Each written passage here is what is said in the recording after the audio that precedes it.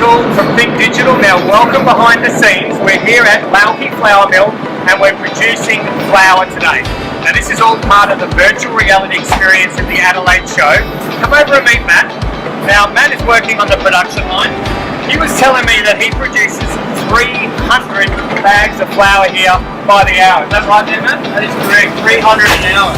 300 an hour. Anyway, this is the virtual reality experience at the Adelaide Show, where we're taking you through what it takes to put honey on toast. Think about it. Toast, what does it need? Wheat. What does wheat turn into? Flour. So this is all about understanding the amount of work that goes into it. This is all thanks to Spring Gully, the Adelaide Show, Think Digital and FarmVR.